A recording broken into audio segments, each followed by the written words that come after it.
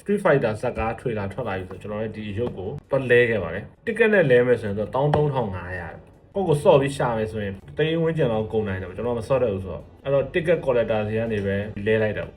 R1U Ryu အဲ့တော့ဖောက်ကြည့်လိုက်မယ်ဝိတ်ကပါတယ်ဝိတ်ကတော့လေးတယ်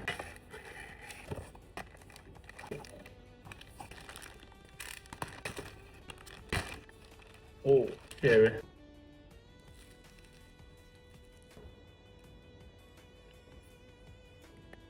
โอ้เจ๋งဟိတော်လေးမိုက်ပါလေဒါသူဘာသာလဲ V9 figure သားလားပါလားတော့မသိဘူးပေါ့ကြိုက်တယ်ဝိတ်လည်းပါတယ်လုံးဝ share ရွေးမာစတာနောက်ဆုံးအဆင့်ရောက်သွားတဲ့ဟာတဲ့နှကမ်းမွေးနေဆိုကရမ်းမာစတာလားပါလဲတော့အမြင့်ဆုံးအဆင့်ရောက်သွားတယ်ဖြာရွေးလောက်တော့မချတော့ဘူးအဲ့အချိန်လေးထင်တာပဲဟုတ်ကဲ့ကျေးဇူးပါ